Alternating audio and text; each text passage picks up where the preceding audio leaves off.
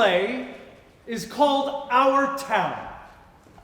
It was written by Thornton Wilder, directed by me, technical direction by Nadaha Garcia, and presented here for you tonight by our students, the award-winning Martin High School Theater.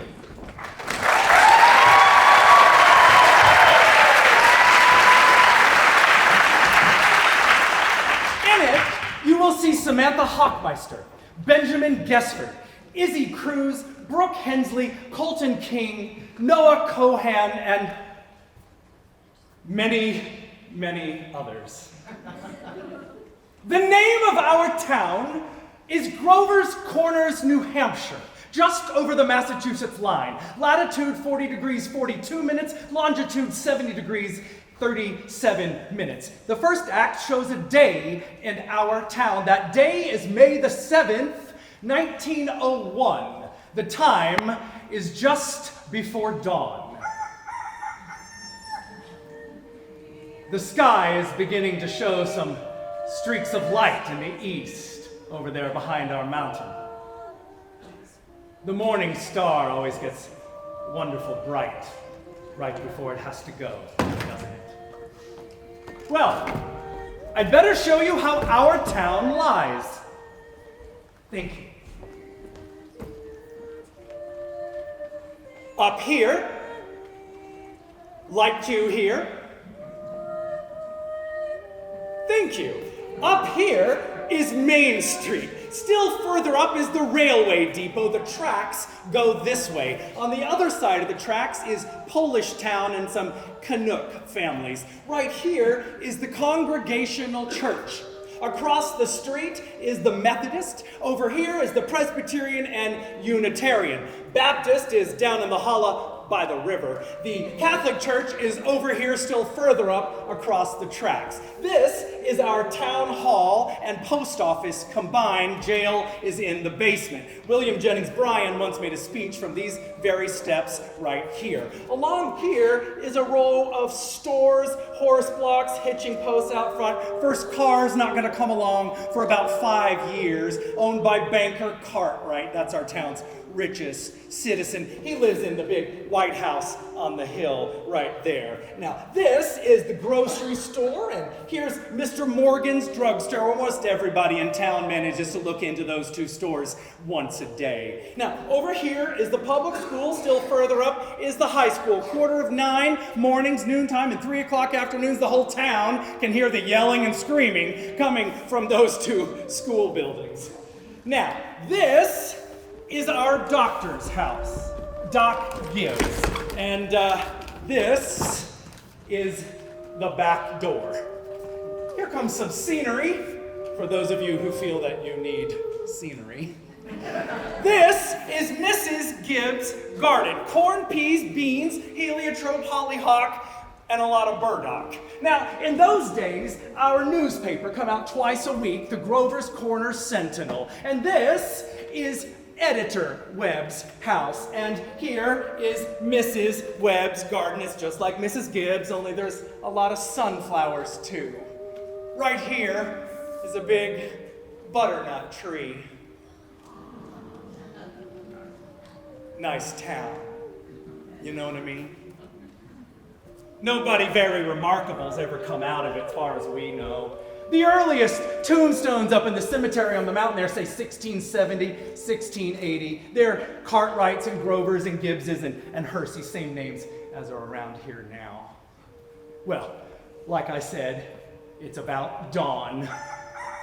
The only lights in town are coming from a small cottage across the tracks where a Polish mother has just given birth to twins. And in the house of Joe Crowell, where his boy Joe Jr. is just getting up ready to deliver the newspaper. And over in the depot, where Shorty Hawkins is about to flag down the 545 for Boston. Naturally, out in the country and all around, lights have been on for some time now, what with all the milkings and so on. But town folk sleep late. So, another day has begun. This is Doc Gibbs coming down Main Street, coming home from that baby case. And here comes his wife downstairs to get her breakfast ready. Doc Gibbs died in 1930. New hospitals named after him. Mrs. Gibbs died first, long time ago, in fact. Went out to visit her daughter, Rebecca, who had married an insurance salesman out in Canton, Ohio. She died there. Pneumonia. They brought her body back here to be buried. She's up there now in the cemetery. You know, the whole mess of Gibbses and Hersey. She was Julia Hersey before she married Doc Gibbs over in the Congregational Church. In our town, we like to know the facts about everybody. Here comes Mrs. Webb downstairs to get her dinner, too. That's Doc Gibbs right there. Got that call at 1:30 this morning. And here comes Joe Crowell Jr. He's delivering Mr. Webb's Sentinel. Well, morning, Doc Gibbs. Morning, Joe. Anybody been sick lately? No, just some twins born over in Polistown. You want your paper now? Yes, I'll take it. Anything serious going on in the world since Wednesday? Yes, sir. My school teacher, Miss Fox, is getting married to a fellow over in Concord. I declare. How do you boys feel about that? Well, of course it's none of my business, but I feel someone starts as a teacher, she ought to stay one. How's your knee, Joe? Fine. I never really think about it that often. Only like you said, always tells me when it's gonna rain. What's it telling you today? Going to rain? No, sir. Sure? Yes, sir. Me ever make a mistake? No, sir. Want to tell you something about that boy, Joe, there. Awful bright, Joe was. Went to high school here, graduated head of his class, got a scholarship to Massachusetts Tech. It was all written up in the Boston paper at the time. Was going to be a great engineer, Joe was. Then war broke out in France, and he died there. All that education for nothing. Yeah, here comes Howie Newsom delivering the milk. Morning, Doc. Morning, Howie. Somebody sick? Pair of twins over to Mrs. Gowaslowski. Twins, Ed. This town is getting bigger every year. Going to rain, Howie? Nah, fine day. That'll burn through. Come on, Bessie. Hello, Bessie. How old is she, Howie? Going on 17. Bessie's all mixed up about the brood ever since the Lockhart stopped taking their quart of milk every day. She wants to leave the porch to say, keeps scolding me the whole trip. Good morning, Howie. Morning, Miss Gibbs. The doctor's coming down the street. Is he? Seems like you're late today. Yeah, someone wrong with the separator. Don't know what was. Doc? Howie? Children! Children time, pick it up! Come on, Bessie. George, you're going to be late for school.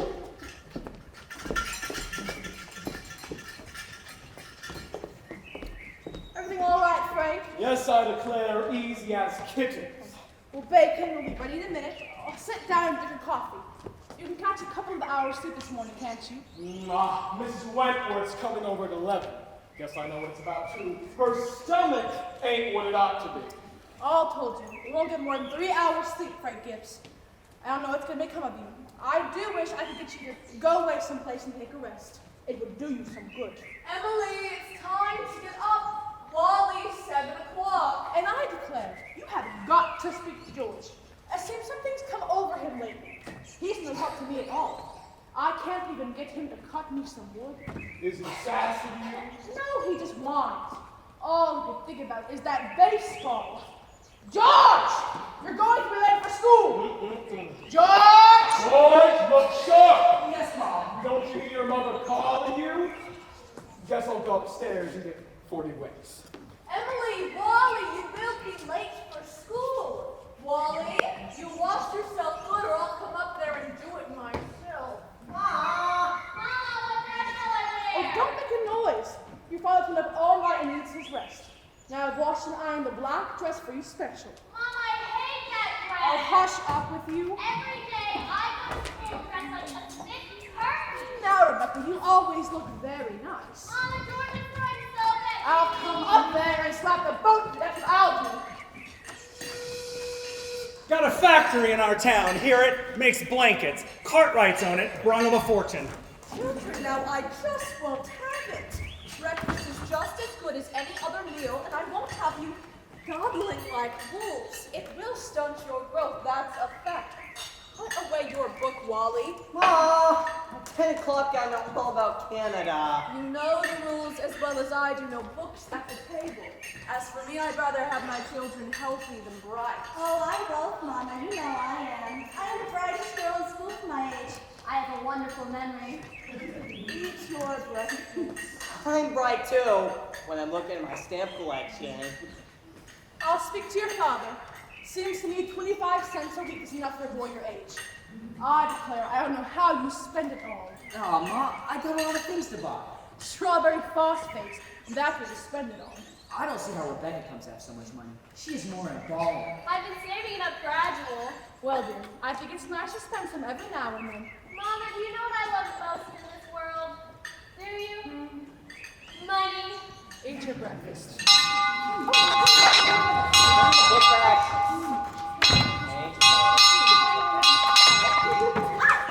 Walk fast, but you don't have to run. Pull up your pants at the knee, Wally. Emily, stand up straight.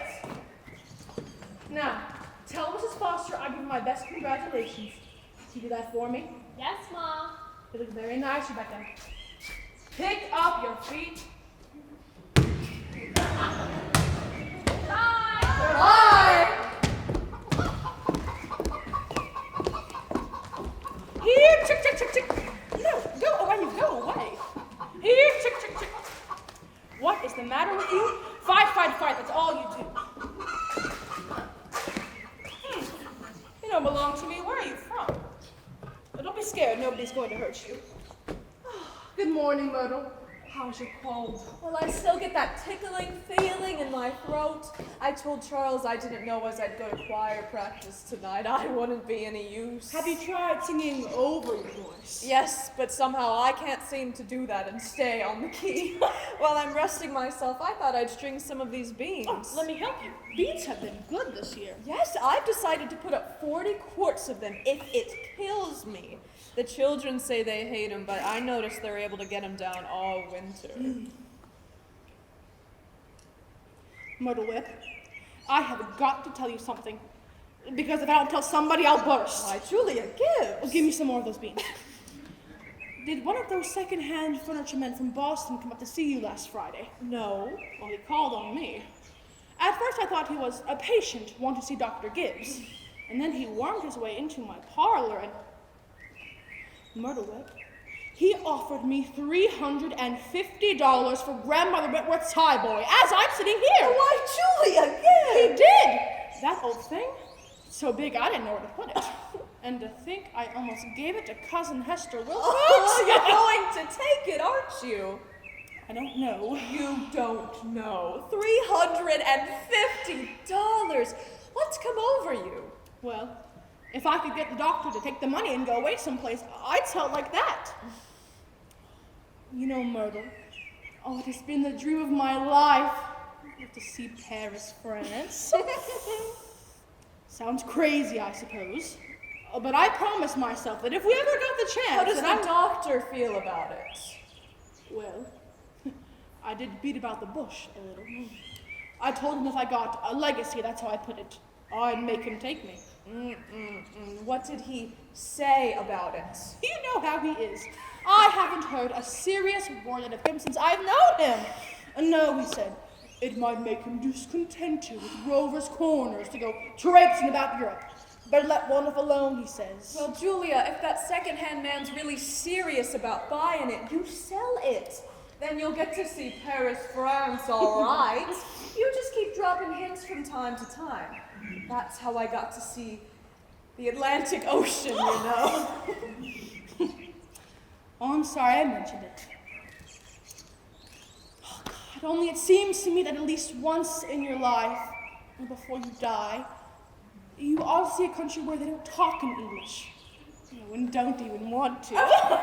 Thank you, ladies. Sorry, we're gonna have to interrupt here for a bit. Thank you. you.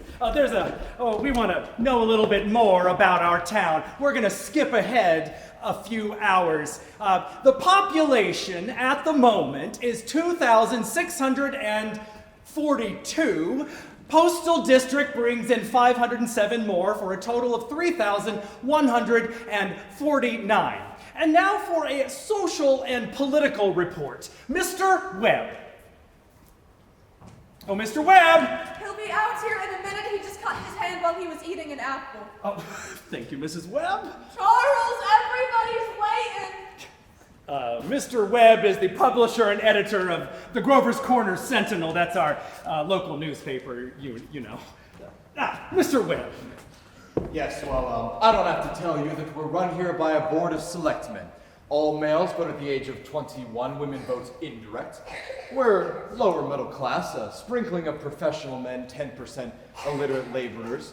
Politically, we are 86% Republican, 6% Democrat, 4% socialist, rest indifferent.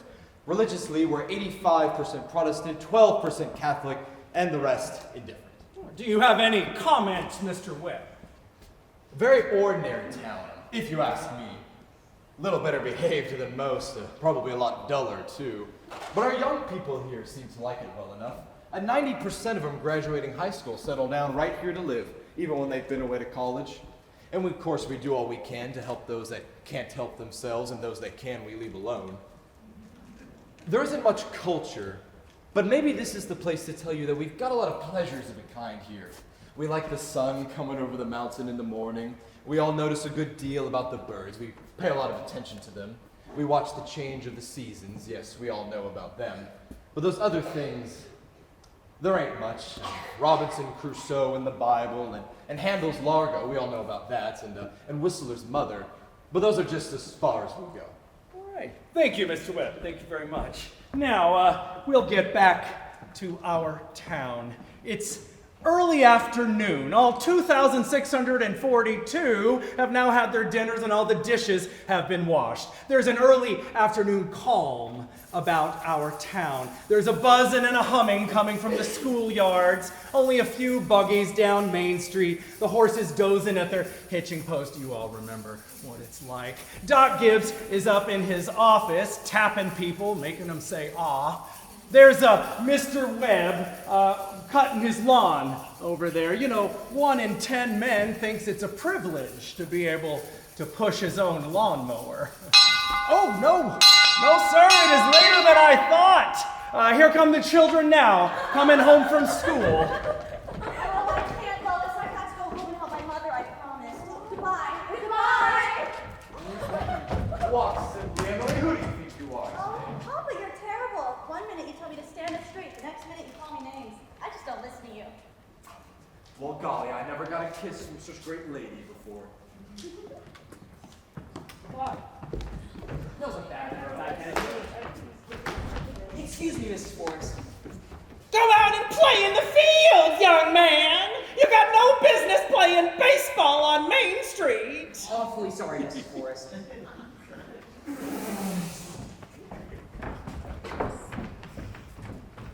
Hello, Emily. Hello. You made a fine speech in class today. Well, I was really ready to make a speech about the Monroe Doctrine, but at the last minute, Mrs. Corcoran made me speak about the Louisiana Purchase instead. I worked an awfully long time on both. Gee, it's funny, Emily. From my window up there, I can just see your head nights when you're doing homework over in your room. Why can't you? You certainly do stick to it, Emily. I don't see how you can sit still so long. You must like school. I don't mind it really. It passes the time. Yeah. Well, I always figured it's something a person must go through. Yeah. Emily, what do you say we work out some sort of telegraph system from your window to mine, and every once in a while you can give me a kind of hint or two about one of the algebra problems? Not the answers, Emily. Of course not. Just a hint. Oh, I think hints are allowed. Say, George, if you get stuck, you whistle to me and I'll give you some hints. Emily, you must be naturally bright, I guess. I figure it's just the way a person's born. Yeah. But you see, I want to be a farmer, and my Uncle Luke said whenever I'm ready, I can go and work on his farm. And if I'm any good, I can just gradually have it. You mean the house and everything? Yeah. Well, Thanks, Emily. I better get going back to the baseball fields. Thanks for the talk. Good afternoon, Miss Webb. Good afternoon, George. So long, Emily. So long, George.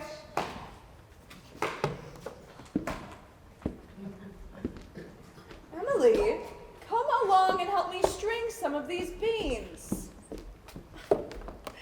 Well, George Gibbs let himself have a real conversation, didn't he? How old would George be now? I don't know. Let's see, he must be almost 16. Mama, I made a speech in class today and it was very good. You must recite it to your father at supper. What was it about? The Louisiana Purchase. It was like silk off the spool. I'm gonna make speeches all my life. Mama, are these big enough? Try to get them a little bigger if you can. Mama, will you answer me a question? Serious? Seriously, dear, not serious. Seriously, will you? Of course I will. Mama, am I good looking? Yes, of course you are. All my children have got good features. I'd be ashamed if they hadn't. Mama, that's not what I mean. What I mean is, am I pretty? I've already told you, so yes. Now stop that. You've got a nice, young, pretty face. I've never heard such foolishness. Well, Mama, you never tell the truth about anything. I am telling you the truth. Mama, were you pretty? Yes, if I do say it, I was. I was the prettiest girl in town next to Mamie Cartwright. Okay, but Mama, you have to say something about me. Am I pretty enough? You know, to get anybody? You know, to get anybody interested in me? Emily, you make me tired. Now stop it. You are pretty enough for all normal purposes. Come along now and bring that bowl with you. Oh, Mama, you're no help at all. Thank you, ladies. Thank you, Mrs. Webb. Thank you, Emily. We're going to have to interrupt again here. You see, there are a few more things that we want to explore. I think now is a good time to tell you that the Cartwright interests have begun building a new bank here in Grover's Corners. Went up to Vermont for the marbles, sorry to say. And they've asked a friend of mine what they should put in the cornerstone for people to dig up 1,000 years from now. Of course, we're going to put in a copy of the New York Times and of Mr. Webb's Sentinel. We'll put in the Bible, the United States Constitution, and a copy of William Shakespeare's plays. What do you say, folks? What do you think? You know, Babylon once had 2 million people living in it, and yet all we know about them is the name of their kings and some copies of wheat contracts and some contracts for the sale of slaves. And yet every night, all those families sat down to dinner together. The fathers came home from work, the smoke went up the chimney, same as here. Even in Greece and Rome, all we really know about the real lives of the people that lived there are what we can put together from some of the joking poems and the comedies they wrote for the theater back then. So, I'm going to have a copy of this play put in the cornerstone so that people 1,000 years from now will know a few simple facts about us. More than the Treaty of Versailles and the Lindbergh flight. You see what I'm saying? So people, 1,000 years from now, this is the way we were in the provinces north of New York in the early years of the 20th century. This is the way we were in our growing up, and in our getting married, and in our living, and in our dying.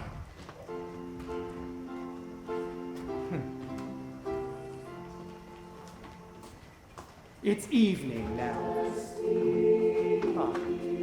You can hear the choir practice over at the Congregational Church. All the children are at home doing their schoolwork. The day is winding down like a tired clock.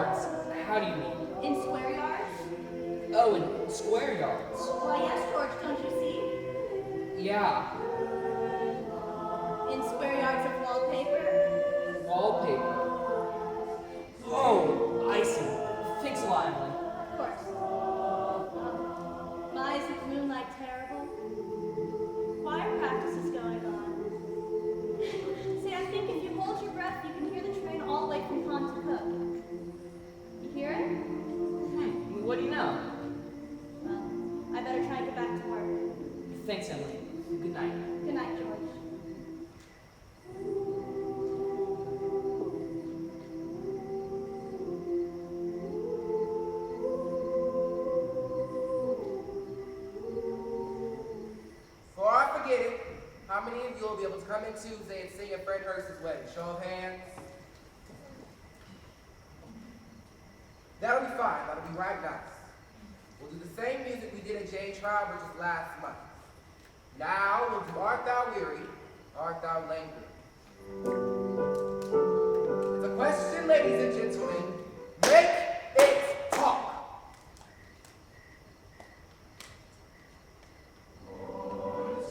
Oh, George, could you come here a minute? Yes, Pop.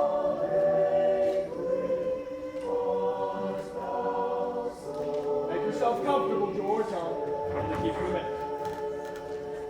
George, how old are you? I'm 16, almost 17. What do you want to do after school is over? Why, you know, Pop. I want to be a farmer on Uncle Luke's farm. You'll be willing to get up early to milk and feed the stock, and you'll be willing to hoe and hay all day. Sure I will. What do you mean, Papa? Well, George, today in my office I heard a funny sound. And what do you think it was? It was your mother chopping wood. There you see your mother, getting up early, cooking meals all day long, washing and ironing, and she still has to go out in the backyard and chop wood. I suppose she just got tired of asking you. She just gave up and decided it would be easier to do it herself. And you eat her meals. You put on the clothes she keeps nice for you. And you go off and play baseball. Like she's some hired girl we keep around the house, but that we don't like very much. Well, I knew all I had to do was call your attention to it. Use a handkerchief, son.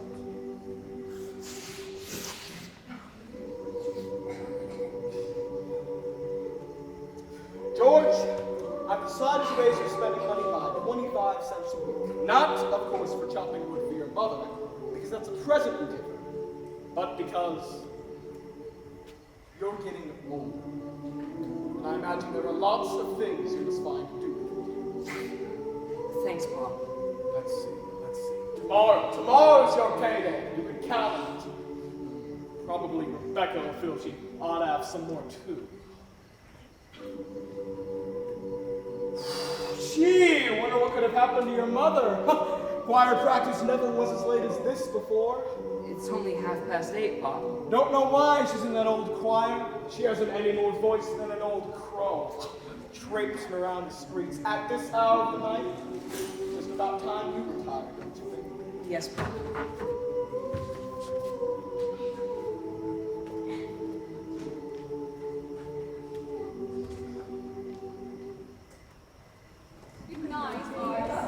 Good night, Mr. Foster. Right there. I'll tell Mr. Webb I know he'll want to put it in your paper. Ma, it's late. Good night to her, Mom. Last choir practice, wasn't it? Murder Webb, look at that mood. Potato weather for sure. Naturally, I didn't want to say a word about it in front of those others, but now that we're alone, really, this is the worst scandal that ever was in this town. What? Simon Stinson. Oh, Luella. But Julia, to have the organist of the church drink and drunk year after year, you know he was drunk tonight. Now, Luella, we all know about Mr. Simpson and the troubles he's gone through. And Dr. Ferguson knows too. And if Dr. Ferguson keeps him up there in his job, the only thing the rest of us can do is just not to notice it. Not to notice it, but it's getting worse. No, it isn't, Luella. It's getting better. I've been in that choir twice as long as you have, and it doesn't happen anywhere near so often. I hate to go to bed on a night like this. Those children will be up till all hours. Good night, Luella. Good night. Can you get home safe, Luella? Oh, it's as bright as day. I can see Mr. Sophie scowling in the window now. You'd think we'd been to a dance the way men folk carry on. Good night. Good night.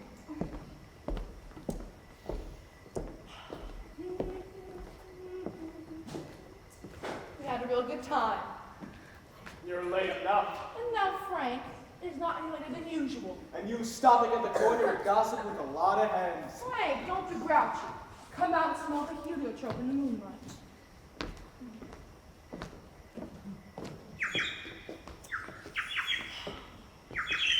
Isn't that nice? Oh, what did you do all the time I was away? Oh, I read, as usual. What were the girls gossiping about tonight? Oh, believe me, there was something to gossip about. Simon Stimson far gone, was he? Worse, I've seen him. How is this going to end, Frank? Dr. Ferguson can't forgive him forever. I suppose I know more about Simon Stimson's affairs than anyone else in this town. Some people ain't made for small town life. Don't know how that'll end, but nothing we can do except just leave it alone. Come, get in. No, not yet. Frank, I'm worried about you. What are you worried about? I think it's my duty to make sure you get a real rest and change. And if I get that legacy, well, I'm going to insist on it. Now, Julia, there's no sense in going over that again. Frank, you are just unreasonable. Come on, Julia, it's getting late. First thing you know, you'll catch cold. I gave you a piece of my mind tonight. Reckon you'll have your wood chopped for a while anyway. No. Start getting upstairs. Oh dear. Always something to pick up, seems like. Frank, Mrs. Fairchild locks her front door every night. All those people up that part of town do. They're all getting citified. That's the trouble with them. They haven't got nothing fit to burn on. Everybody knows it. Get out, Rebecca. There's only room for one at this window. You're always spoiling everything. Well, let me look just a minute. Use your own window. I did, but there's no moon there. George, you know what I think, do you? I think maybe the moon's getting nearer and nearer, and there'll be a big explosion. Rebecca, you don't know anything. If the moon were getting nearer, the men that sit up all night with the telescopes would tell us about it, and it'd be on the newspapers. George, is the moon shining on South America, Canada, and half the whole world? Well, probably is. 9:30.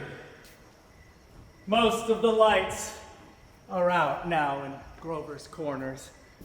Oh no, here comes Constable Warren trying a few doors on Main Street. And that's Editor Webb coming home after putting his newspaper to bed.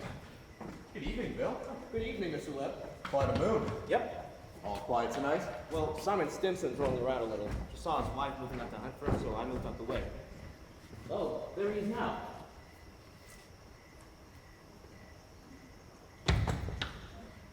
Good evening, Simon. Town seems to have settled down for the night pretty well. Good evening.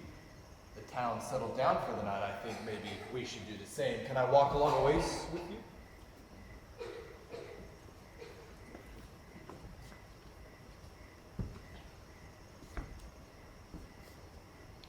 Well, good night. I don't know how that's going to end, Mr. Webb. Well, he's seen a peck of trouble, you know. One thing after another. Oh, Bill, if you see my boy smoking cigarettes, just give him a word, will you? He thinks a lot of you, Bill. Oh, I don't think he smokes no cigarettes, Mr. Webb. At least ways not more than 2 or 3 a year. I hope not.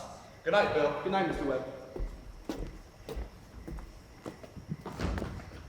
Who's that up there? Is that you, Myrtle? No, it's me, Papa. And why aren't you in bed? I don't know. I just can't sleep yet. My, isn't the moonlight wonderful? The smell of Mrs. Gibbs' heliotrope. You smell it? Ah, yes. Haven't any troubles on your mind, have you, Emily? Troubles, Papa? No.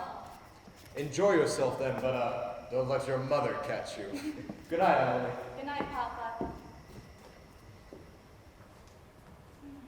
I never told you about that letter Jane Crofit got from her minister when she was sick. He wrote Jane a letter, and on the envelope, the address was like this. It said, Jane Crofit, Crofit Farm, Grover's Corners, Sutton County, New Hampshire, United States of America. What's funny about that? But listen, it's not finished. United States of America, continent of North America, Western Hemisphere, the Earth, the solar system, the universe, the mind of God. That's what it said on the envelope. What do you know? Yep, and the postman brought it just the same. What do you know? Well, that's the end of Act 1.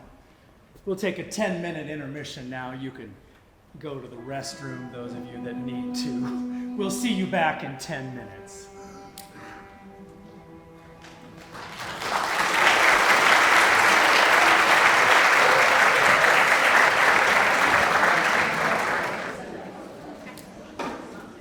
Act 2. 3 years have passed, friends. Yes, the sun has come up over 1,000 times. The summers and the winters have cracked away the mountain a little bit more, and the rains have brought down some more of the dirt. Some babies that weren't even born before have already begun talking in regular sentences. And a number of folks who thought themselves quite young and spry have found they can no longer bound up a flight of stairs like they used to without their heart fluttering a little bit. Yes, all that can happen in 1,000 days. Nature has been pushing and contriving in other ways too. A number of young people have fallen in love and gotten married. Almost everybody gets married. You know what I mean? And in our town, there's hardly any exceptions. Most everyone in the world crawls into their grave married. Now, the first act was called The Daily Life. This act is called Love and Marriage. There's another one coming up right after this. I reckon you can guess what that one's about. Now, 3 years have passed. It's 1904, July the 7th. That's right after the high school commencement. That's the time most of our young folks jump up and get married. As soon as they finish their final examinations in solid geometry and Cicero's orations, they feel themselves ripe to get married. So, it's early morning. Only this time, it's been raining. It's been pouring and thundering. Mrs. Gibbs and Mrs. Webb's garden drenched. All those pea vines and bean poles drenched. The rain yesterday on Main Street looked like curtains being blown along. Might start again any minute. Well, there's the 5:45 to Boston. Here comes Mrs. Webb and Mrs. Gibbs downstairs to get their breakfast ready, just like it was an ordinary day.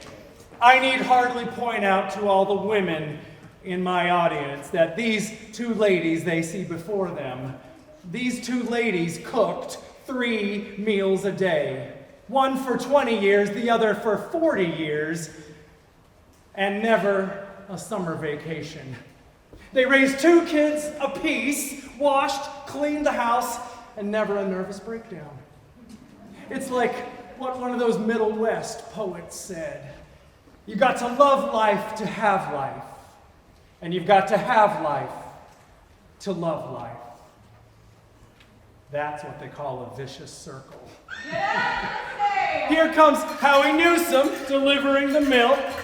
And that's Cy Crowell throwing the newspapers just like his brother before him. Morning, Howie. Morning, son. Anything in the pictures I ought to know? Oh, nothing much, except for losing the best pitcher Grover's Quarters has ever had, George Gibbs. Reckon he is. He can hit and run bases, too. Yep, mighty fine ball player. Whoa, Bessie. Guess I can stop and talk if I have a mind to. I just don't see how you can give up a thing like that. I want to get married. Would you, Howie? Can't tell, son. Never had no talent that way. You're up early, Bill. See if there's any way to prevent a flood. It's been rising all night. Zach Crowell's all worked up over here about George Gibbs retiring from baseball. Yes, sir, that's the way it goes. Back in '84, we had this ball player. Cy and George Gibbs couldn't touch it. He was pink tall. Went down to Maine to the Tarzans. Wonderful ball player.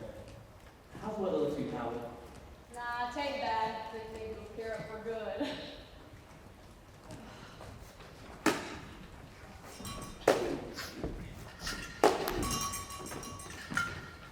morning, Howie.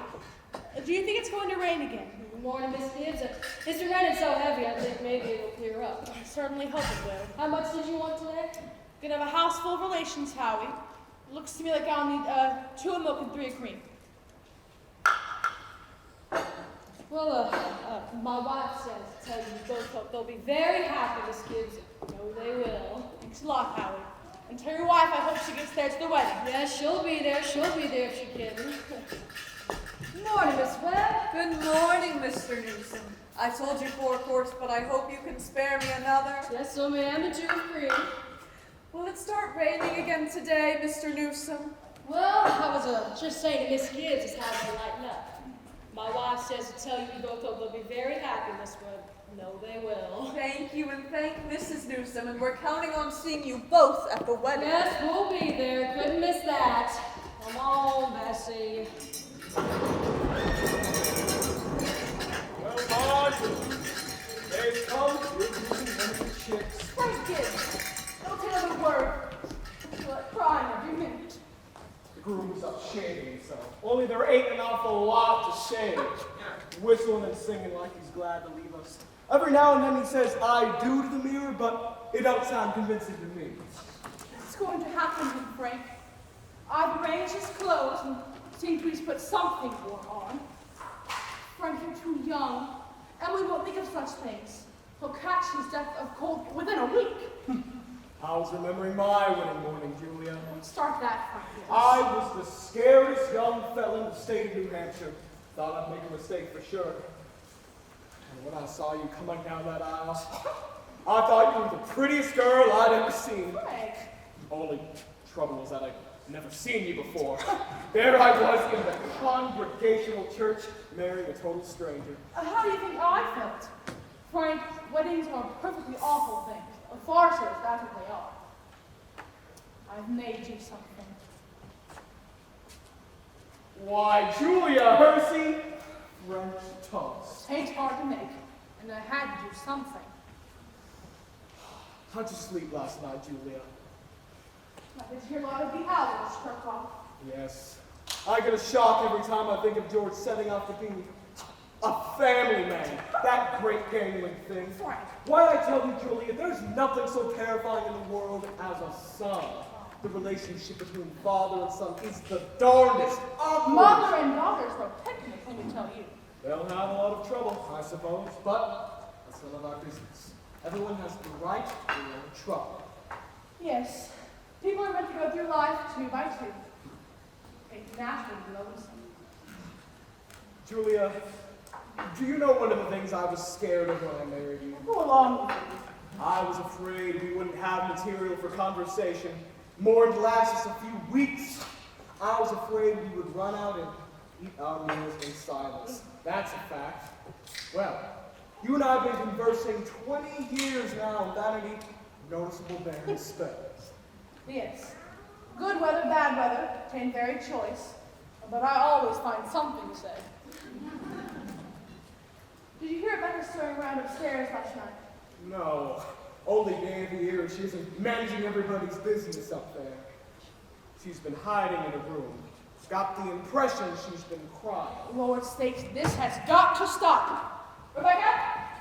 Rebecca, come downstairs and get your breakfast. Good morning, everybody. Only 5 more hours to live. George. George Gibbs, where are you going? Just stepping across the grass to see my girl. No, that's your overshoes. It's raining torrents. You don't leave this house unless you're well prepared. Ma, it's just a step. You'll catch your death of cold and cough all through the service. George, you listen to your mother. From now on, you can kill yourself in all weathers. But while you're in my house, you'll live wisely, thank you. And besides, I'm not sure Mrs. Webb wishes to call us at 7 o'clock in the morning. I'll be back in a minute. Oh, get your coffee first. Oh,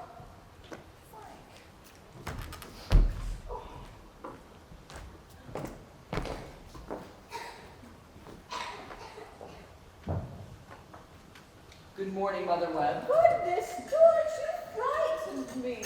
You can come in a minute out of the wet, but you know I cannot ask you in. why not? George, you know as well as I do the groom cannot see his bride the day of his wedding, not till he sees her in the church. That's just a superstition. Good morning, Mr. Webb. Good morning, George. You don't believe in that superstition, do you? Well, there's a lot of common sense in some superstitions, George. Millions have followed suit, George, and you don't want to be the first to fly in the face of tradition. Where's Emily? Well, she hasn't waked up yet. I haven't heard a sound out of her. Emily's asleep? No wonder. We were up till all hours sewing and packing. I'll tell you what I'll do. You sit down here a minute and drink this cup of coffee with Mr. Webb. I'll go upstairs and make sure Emily doesn't come down and surprise you. There's bacon too on the stove, but don't be long about it.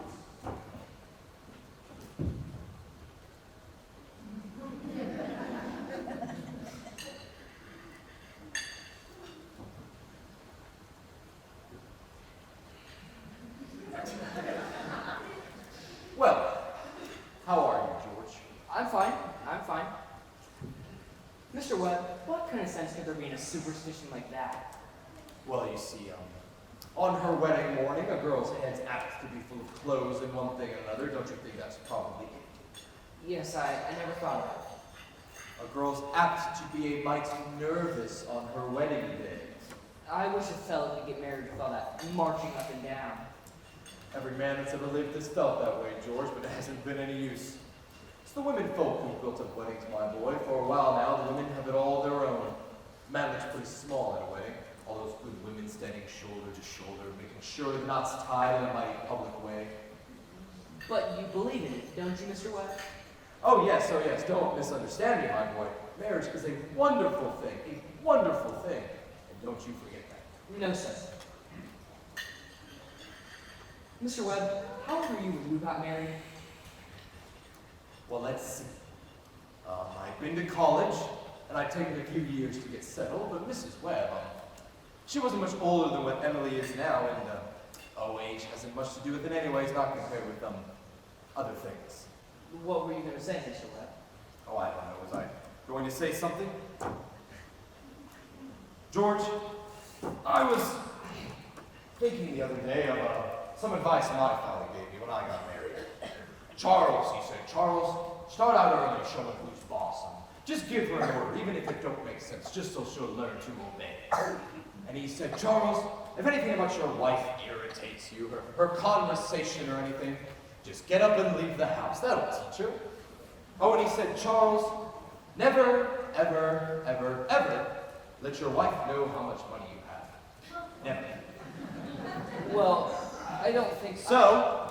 I took the opposite of my father's advice, and I've been happy ever since. And let that be a lesson to you, George, never to ask advice on personal matters. Are you going to raise chickens on your farm? What? Are you going to raise chickens on your farm? You see, a book came into my office the other day, George, on the philo system of raising chickens. I want you to read it. I'm thinking of beginning a small way in the backyard, and I'm going to put an incubator in the cellar. Oh, Charles, are you talking about that old incubator again? I thought you two be talking about things worthwhile. Well, Myrtle, if you want to give the boys some good advice, I'll just go upstairs and leave you two alone. George, Emily's got to come and have her breakfast. She sent you her love, but she doesn't want to lay her eyes on you goodbye. Goodbye. Well, Myrtle, I guess you never heard that older piece of superstition. What do you mean, Charles? Since the cavemen, no bridegroom should see his father-in-law on the day of the wedding, or near it. Now you remember that. Thank you all, thank you, Mr. Webb, thank you, Mrs. Webb. Now, we want to know how these things begin. This wedding, this plan to spend a lifetime together. I'm awfully interested in how big things like this start. You know how it is. You're 21, 22, you make some decisions, and then whoosh, you're 70. You've been a lawyer for 50 years, and that white-haired woman at your side has eaten over 50,000 meals with you. How do such things begin? Well, George and Emily are going to show you now the conversation that they had when they realized that, well, as the saying goes, that they were made for one another. But Before they do, I want you all to try to remember what it was like when you were very young. Particularly the first time you fell in love. You were like a person sleepwalking. You didn't quite hear all the things being said to you. You couldn't see all the things in the street. You were just a little bit crazy. Could you remember that for me right now, please? Now, they're going to be coming out of the high school at 3 o'clock. George has just been elected president of the junior class, and as it's June, that means he's going to be president of the senior class all next year. Emily has been elected secretary and treasurer. I don't have to tell you how important that is. Oh yes, here they come right now down Main Street. Oh, I can't, Louise. I've got to go home. Oh, goodbye. Ooh, Ernestine, can you come over tonight and do Latin? Isn't that Cicero the worst thing? Tell your mother you have to. Goodbye. Oh, goodbye, Helen. Oh, goodbye, Fred. Oh, goodbye. Goodbye. Can I carry your books home for you, Emily? Thank you. It isn't far. Emily, say, Bob, if I'm a little late, start practice anyway, and throw Herb's a long high ones. Oh, goodbye, Lizzie. Goodbye, Lizzie. I'm awfully glad you're elected too, Emily. Thank you. Emily, why are you mad at me? I'm not mad at you. You've been treating me so funny lately. Oh, since you asked, I might as well say it right out, George. Oh, goodbye, Mrs. Corcoran. Goodbye, Miss Corcoran. What is it? I don't like this whole change that's come over you in the last year. I'm sorry if that hurts your feelings, but I've got to tell the truth and shame the devil. A change? How do you mean? Well, up to a year ago, I used to like you a lot, and I used to watch you while you did everything. Because we've been friends for so long. Then you began spending all your time at baseball, and you never stopped to speak to anybody anymore. Not really speak. Not even to your own family you didn't. And George, it is a fact. Ever since you got elected captain, you've gone awful stuck up and conceited, and all the girls say so. They might not say that to your face, but that's what they say behind your back, and it hurts me to hear them say it, but I've got to agree with them a little bit because it's true. And well, I'm sorry if that hurts your feelings, but I can't be sorry I said it. I'm glad you said it, Emily. I didn't think that such a thing was happening to me. I guess it's hard for a fellow not to have some false agreement to his character. Oh, well, I expect a man to be perfect, and I think he should be. No, I don't think it's possible to be perfect. Well, my father is, and as far as I can see, your father is. There's no reason on earth why you shouldn't be too, George. Well, I feel it's the other way around, that men aren't naturally the girls are. Well, you might as well know right out, George, that I'm not perfect. It's not as easy for us girls to be as perfect as a man, because, well, we girls are more nervous. Oh no, I'm sorry I said a lot about you. I don't know what made me say it. Emily. Oh, and now I can see it's not even the truth at all. It's something I feel so Emily. important anyway. Would you like an ice cream soda or something before you go home? Why, thank you, I would. Hello, Stu. How are you? Good afternoon, Miss Slocum. Hello, George. Hello, Emily. What'll you have? Why, Emily Webb, what have you been crying about? She just got an awful scare, Mr. Morgan. She almost got run over by that hardware store wagon. Everyone says that Tom Huggins drives like a crazy man. Oh, here, you take a glass of water there, Emily. You look all shook up. It's gotten to where you have to look both ways before you cross Main Street these days. Gets worse every year. Now, what do you have? I'll have a strawberry phosphate. Thank you, Mr. Morgan. No, have an ice cream soda with me. 2 strawberry ice cream sodas, Mr. Morgan. Ooh, 2 strawberry ice cream sodas. Yes, sir. Yes, sir. You know, there are 125 horses in Grover's Corners this minute that I'm talking to you. State Inspector was just in here yesterday. They're going to start bringing in all of those automobiles. Best thing to do is just stay at home, I say. I remember, you know, when a dog could take a nap right there in the middle of Main Street and nobody come by to bother it. Well, here you are. Enjoy them. Yes, Mrs. Ellis, what can I get for you? Oh, they're so expensive. No, don't you think of that. We're celebrating our election. And you know what else I'm celebrating? No. I'm celebrating because I've got a friend that tells me all the things I ought to be told. Oh, George, please don't think of that. I don't know what made me say No, it. you stick to it, Emily. I'm glad that you spoke to me like that. But you see, I'm gonna change. You bet I'm gonna change. And when I do, can I ask you a favor, Emily? What? When I go away to State Agricultural College next year, will you write me a letter every once in a while? I certainly will. I certainly will, George. It certainly seems like being away 3 years, you get out of touch with things. Maybe letters from Grover's Corners wouldn't be so interesting after a while. Grover's Corners isn't a very important place when you think of all New Hampshire, but I think it's a very nice town. There will never be a time when I wouldn't want to know what's happening here, Emily. I know that's true. Well, then I'll try to make my letters interesting. You know, Emily, whenever I meet a farmer, I ask him if he thinks it's important to go to agricultural college to be a good farmer. Why, George? Yeah, and some even say it's a waste of time, and you can learn all that in those old pamphlets the government sends out. And Uncle Luke's getting older. He's about ready for me to take over tomorrow if I could. My! And like you said, being gone all that time, going other places, meeting new people, gosh, if anything like that can happen, I don't want to go away. Emily, I feel you're as good as a friend as I got. I don't need to go away and meet new people. Well, George, maybe it's important for you to learn about cattle judging and soils and those things. Of course, I don't know. I'll make up my mind right now. I won't go. I'll tell Pa about it tonight. Oh, but George, I don't know you can decide right now. College is a whole year away. Emily, I'm glad that you spoke to me about that fault in my character.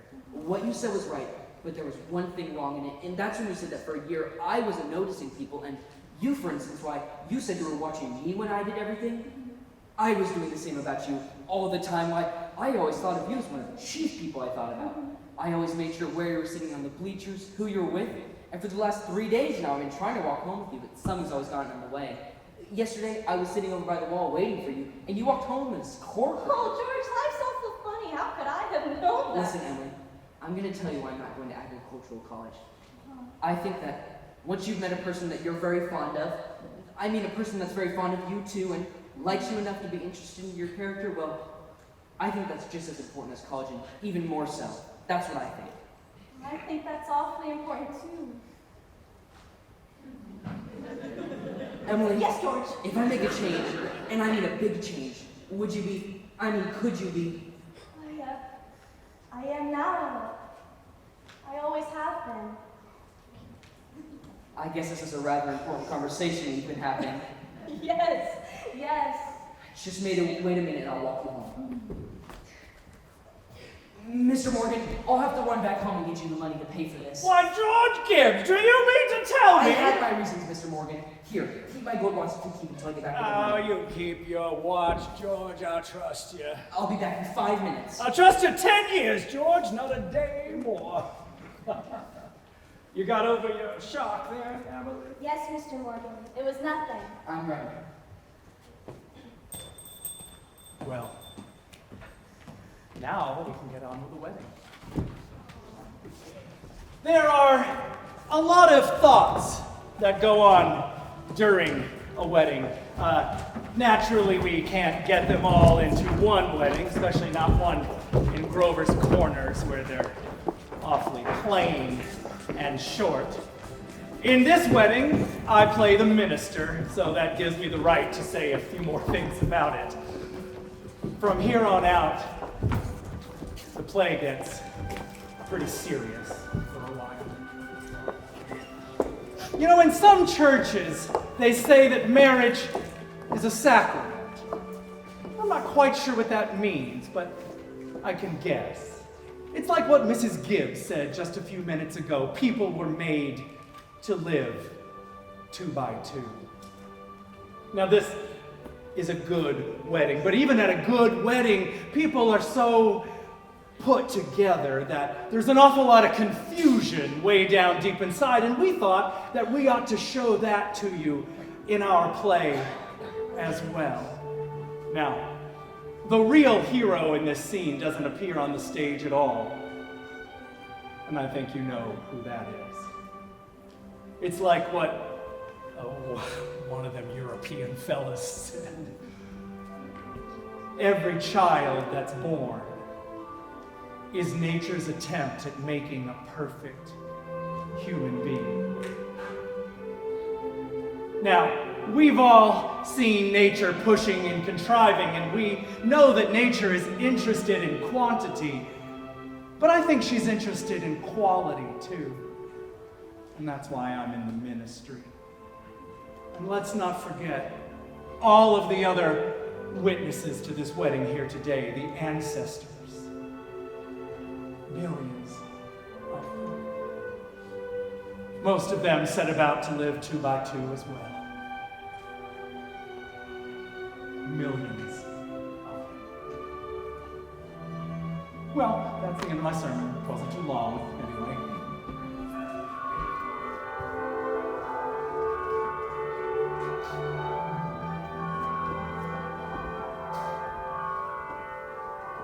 Oh, I don't know why on earth I should be crying. I suppose there's nothing to cry about. Oh, it came over me at breakfast this morning. There was Emily eating her breakfast as she's done for 17 years. Only now, she's going off to eat it in someone else's home. Oh, I suppose that's it. Oh, and Emily. Suddenly she said, I can't eat another mouthful. And she put her head down on the table and she cried. Oh, I've just got to say it. There's something downright cruel about sending our girls into marriage this way. Oh, I hope some of her girlfriends have told her a thing or two. I couldn't bring myself to say anything about it. I went into it blind as a bat myself. The whole world's wrong, that's what's the matter. Here they come.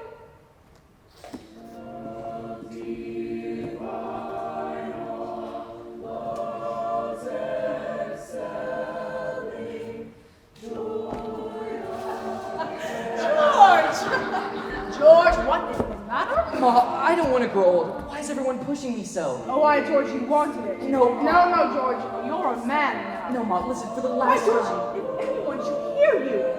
Now stop. Why, I'm ashamed of you. What? Where's Emily? George, you gave it to the start. Cheer up, Mom. I'm getting married. Let me collect myself a bit. No, Mom, you say Thursday nights. Me and Emily are coming over every Thursday night. Come on, Mom, cheer up. I'm getting married.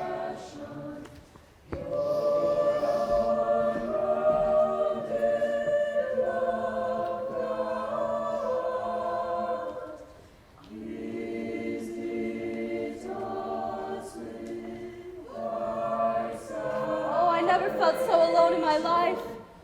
Oh, and George over there looking so... Oh, I hate him. I wish I were dead. Oh, Papa! Emily, don't get upset. Oh, Papa, I don't want to get married. Everything will be all right. Oh, but Papa, why can't I just stay the one? No. Stop and think a minute. Oh, but Papa, remember what you say all the time that I was your girl. Oh, there's got to be some place we could go. No. You mustn't think of such things, Emily. You're just nervous. George, you come here a minute. Why, you're marrying the best young fellow in the world. George is a fine fellow. But Papa... I'm giving away my daughter, George. Can you take care of her? Mr. Webb, I want to. I want to try. Emily, I love you. I need you. Well, if you love me, you'll help me. All I want is for someone to love me. I will, Emily. Emily, I'll try. And I mean forever. Do you hear? Forever and ever. Oh, come, they're waiting for us. Now you know everything will be all right. Come quickly.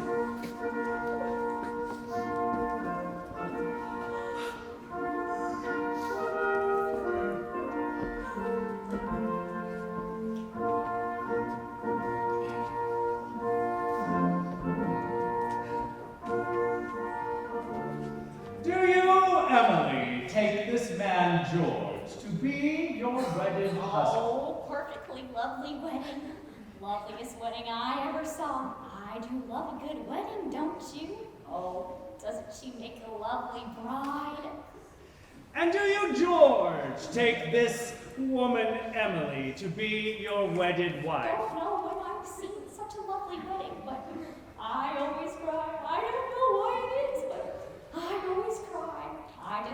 see young people happy, don't you? Oh, I think it's lovely.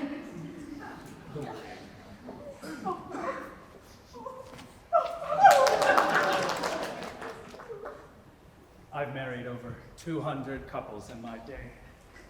Do I believe in it? I don't know. M marries N, millions of them. The cottage, the go-kart ride, the Sunday afternoon drives in the Ford, the first rheumatism, the grandchildren, the second rheumatism, the deathbed, the reading of the will. Once in 1,000 times, it's interesting. Well, let's have Mendelssohn's Wedding March. Oh, aren't they a lovely couple? I've never been to such a nice wedding before. I'm sure they'll be happy. I always say happiness, that's the great thing. The important thing is to be happy.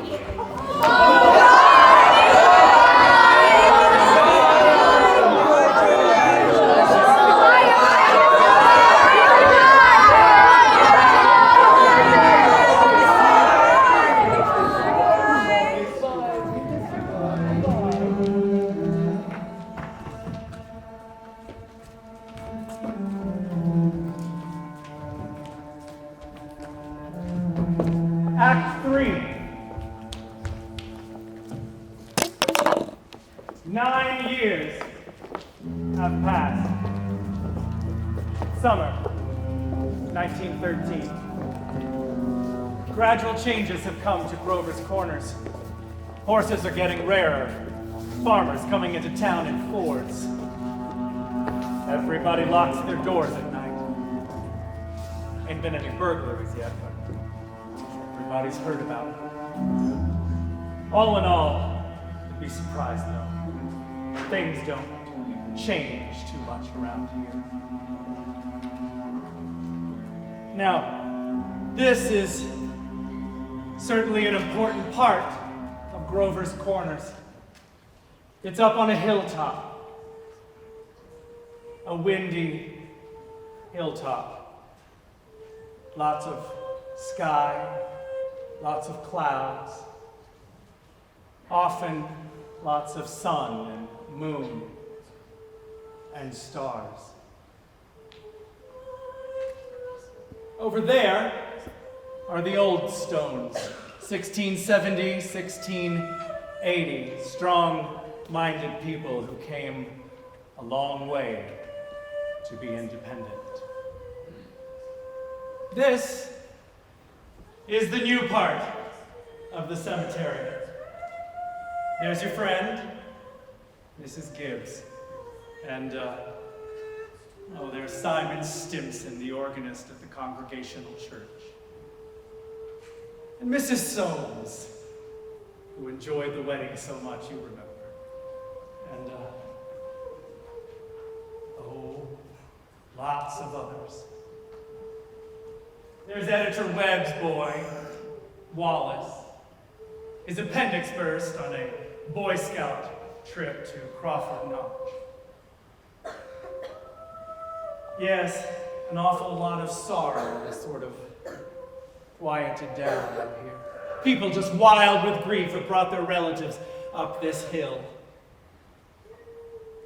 You know how it is.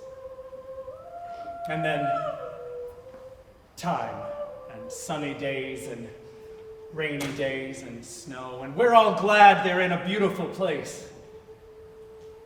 And we're coming up here too, just as soon as our fit's over.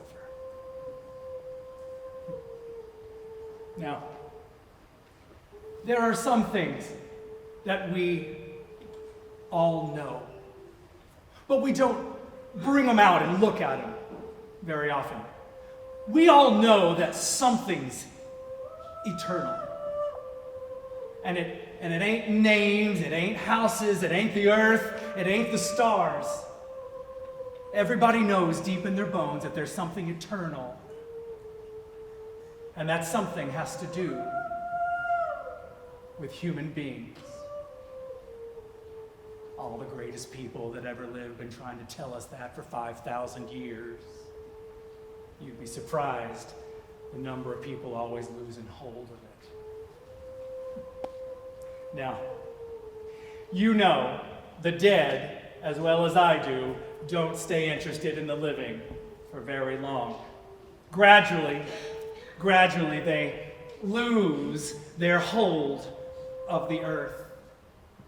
They get weaned away, that's the way I put it, weaned away, so that the ambitions they had and the pleasures they had and the things they suffered and the people they loved sort of melt away. So while they sit here, the earth part of them burns off. And all that time, they slowly lose their interest in what's going on in Grover's Corners. They're waiting for something they feel is coming, something important, something great. And aren't they waiting for that eternal part of them to come out clear?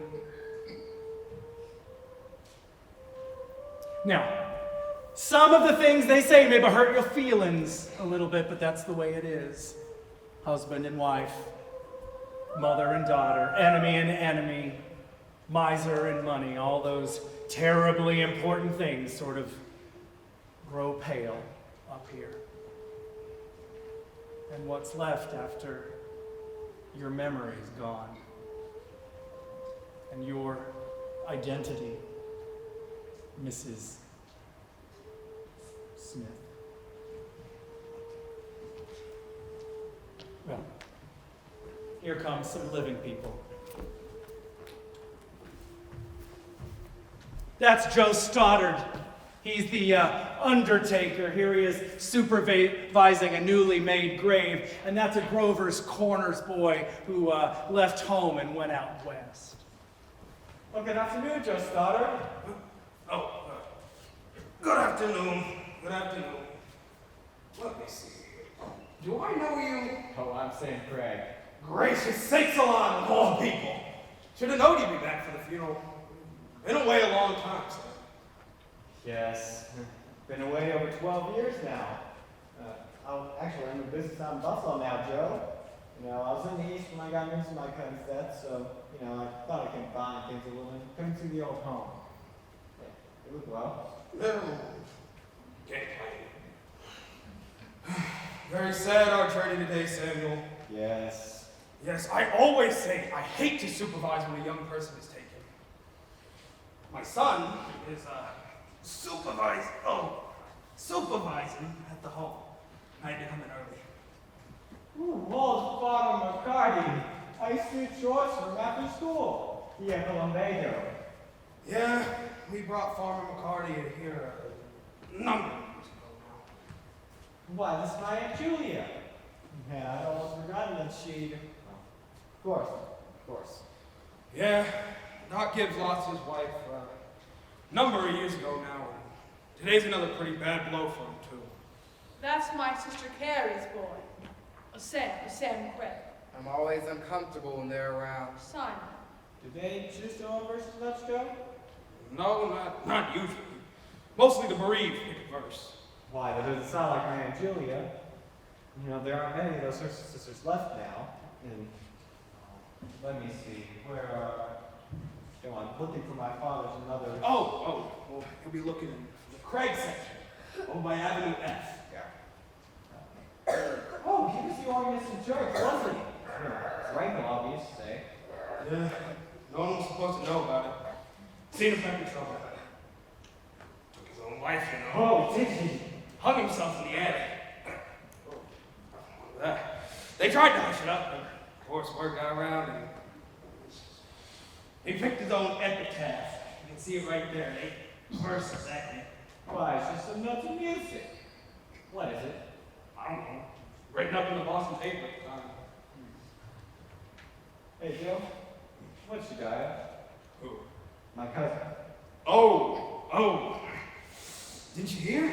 She had some trouble bringing a baby into the world. It was a second, though. It was a little boy around here, about 4 years old.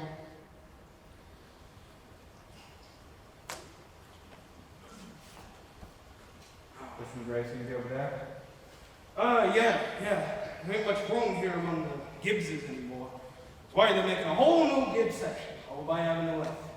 Oh, excuse me, I see that coming.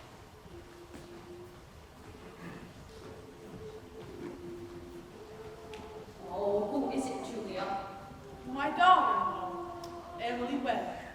Well, I declare. The road up here must have been awful muddy. When did she die of, Julia? In childbirth. Child? My, I've forgotten all about that. It wasn't like awful. And wonderful. Wonderful, was it? Silent. And I remember. Oh, I remember Emily's wedding. Wasn't it a lovely wedding?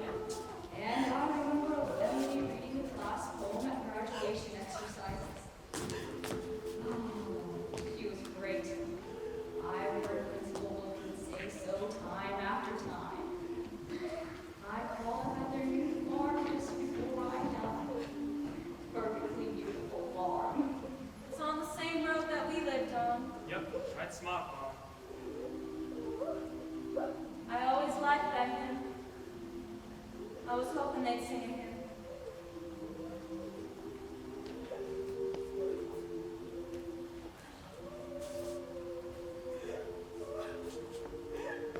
Hello. Hello, Emily. Hello, Miss Gibbs. Hello, Mother Gibbs. Emily. Oh, hello. Oh, it's raining. Yes, dear. They'll be gone soon. Just rest yourself. Oh, it seems thousands and thousands of years since Papa remembered that was my favorite hymn. Oh, I wish I'd been here a long time. I don't like being new here. Oh, how do you do, Mr. Stinson? How do you do, Emily? Mother Gibbs, George and I have made that farm into the best place you ever saw. Oh, we thought of you the whole time. We wanted to show you the barn and the great long cement drinking fountain for the stock. We built that out of the money you left us. I did? Well, don't you remember the legacy you left us? Why, it was over $350. Yes. Yes, Emily. Well, there's a patent device on the drinking fountain so that it never overflows, and it never goes below a certain mark they have there. Oh, it's fine. It won't be the same to George without me. But it's a lovely farm. A lot of people don't understand, do they? They're sort of shut up in little boxes. I feel as though I knew them last 1,000 years. Oh, well, look, they're finished. They're going.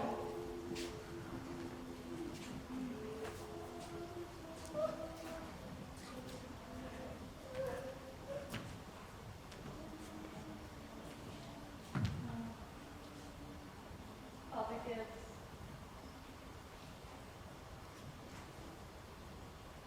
Oh, he's bringing you some of my flowers. Oh, he looks so much like George, doesn't he?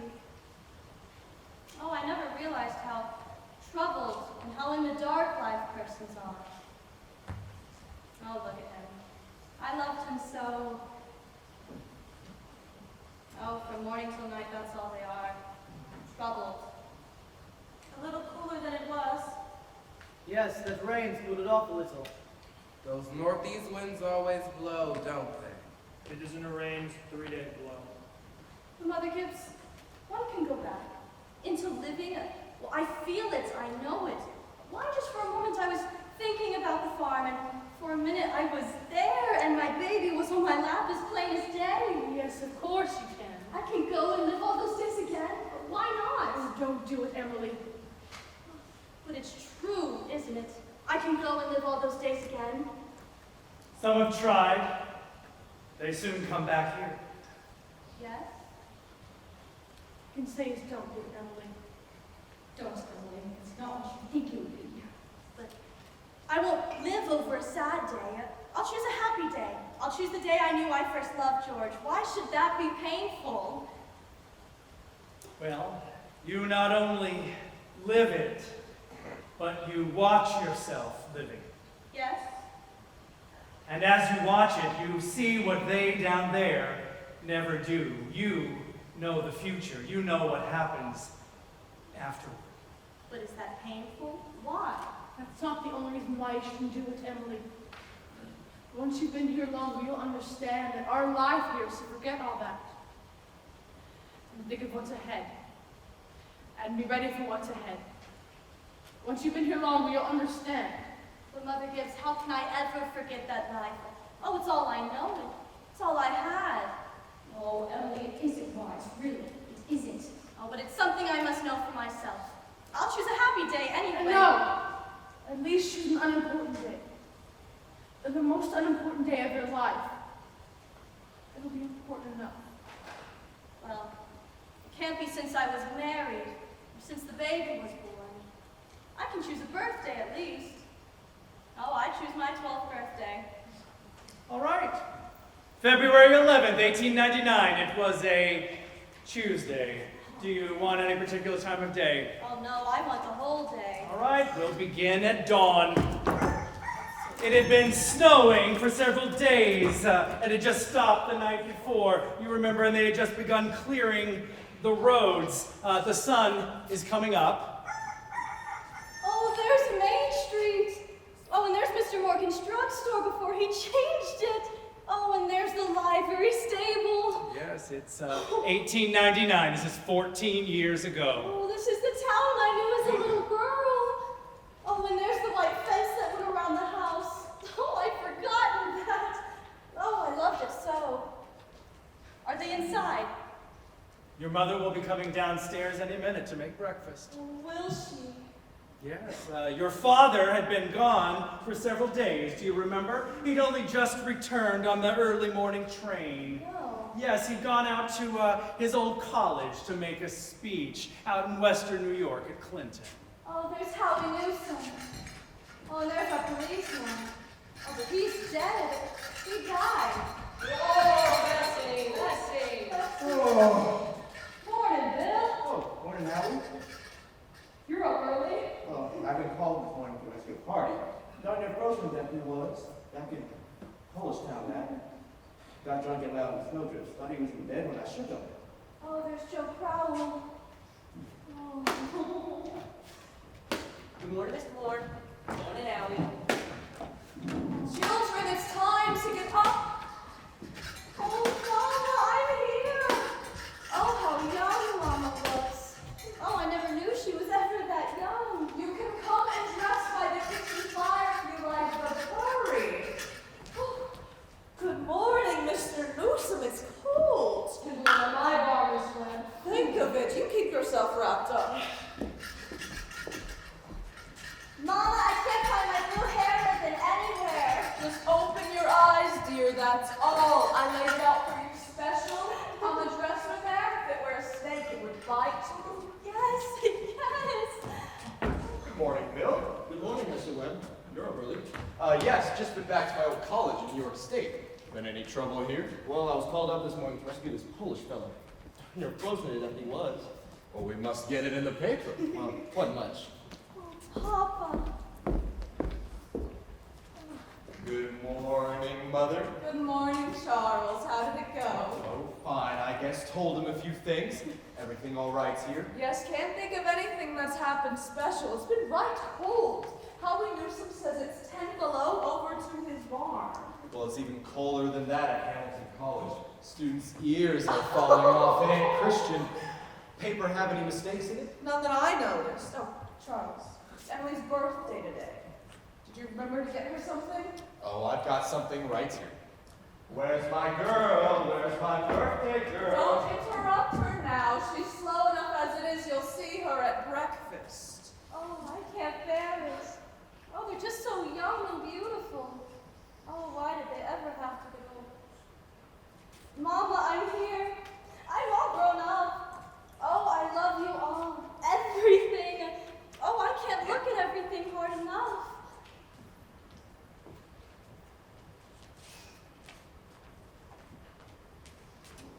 Good morning, Mama. Oh, a very happy birthday to my girl and many happy returns. There are some kitchen table. Oh, Mama, you shouldn't have. But birthday or no birthday, I want you to eat your breakfast good and slow. I want you to go out and be a good, strong girl. That and the blue papers from your Aunt Carrie, and I reckon you can guess who the postcard album's from. George Gibbs. Must have come over in the cold right early. I found it on the doorstep this morning when I brought him the milk. Oh, George, I'd forgotten that. Chew that bacon good and slow. It'll keep you warm on such a cold day. Oh, Mama, just look at me 1 minute as though you really saw me. Mama, 14 years have gone by. I'm dead. You're a grandmother, Mama. I married George Gibbs, Mama. Wally's dead, too. Mama, his appendix burst at a camping trip to North Conway. We all just felt terrible about it. Don't you remember? But just for a moment now, we are all together. Mama, just for a moment now, we are happy. Oh, let's just look at one another! That and the yellow paper is something I found in the attic among your grandmother's things. You're old enough to wear it now, and I thought you'd like it. And this is from you. Oh, why, Mama, it's lovely, and it's just what I wanted. It's beautiful. Well, I hoped you'd like it. I hunted all over. Your Aunt Nora couldn't find one up in Concord, so I descended all the way to Boston. Oh, Wally has something for you, too. He made it in manual training class. He's very proud of it, so you be sure to make a big fuss about it. Your father has something for you, too, but I'm not sure what it is myself. Here he comes. Where's my girl? Where's my birthday girl? Oh, I can't! I can't go on! We don't have time to look at one another. Oh, I never realized. So all that goes on in life, and we never noticed. Take me back. Up the hill. To my grave. But first, wait. One more look.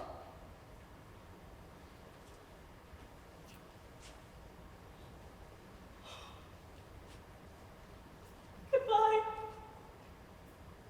Goodbye, world. Goodbye, Rover's Corners. Mama and Papa. Goodbye, the clock's ticking. Oh, and Mama's sunflowers. And food. Oh, and coffee. Oh, and new iron dresses. And hot baths. Oh, and sleeping. And waking up. Oh, world, you're just too wonderful for anybody to realize you. Do any human beings ever realize life while they live it? In every minute. No. The saints and the poets, maybe, they do some. I'm ready to go now.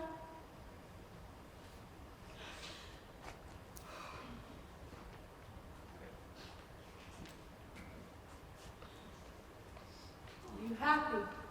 No. I should have listened to you. That's all that human beings are. Just blind people. And they look. The sky's clearing up. The stars are coming out. Mr. Stimson, I should have listened to them. Yes. Now you know. Now you know. That's what it was to be alive, to move about in a cloud of ignorance, to go up and down, trampling on the feelings of those about you, to spend and waste time as though you had a million years, to be at the mercy of one's self-centered passion. Now you know. That's the happy existence you wanted to go back to. Ignorance and blindness. Simon Stimson, that had the whole truth and you know it. I'm gonna look at that star. Oh, I forgot its name. My boy Joel knew all the stars. Used to sit on the porch evenings and tell them all by name. Yes, sir. Wonderful.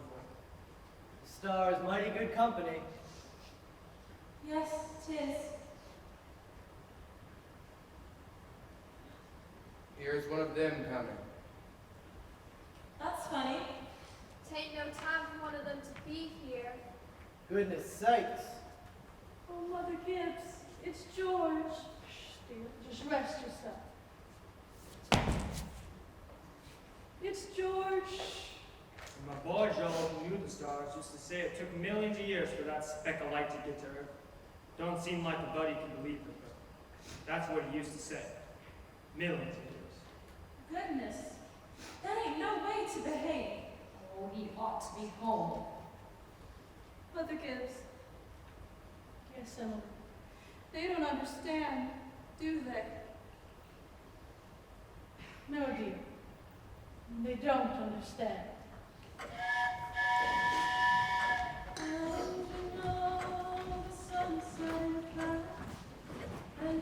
Most of the lights are out now at Grover's Corners.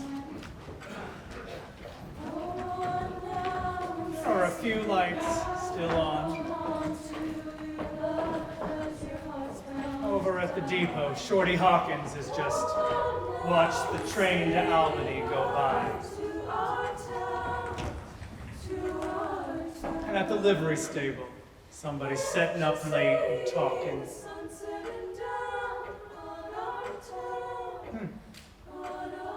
It is clear enough. There are the stars, making their old crisscross journey in the sky.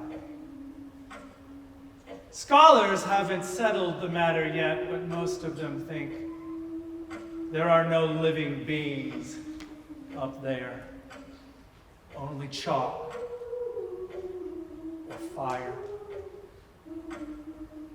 Only this one, straining away so hard that every night, every 16 hours, everyone has to lay down and get a rest.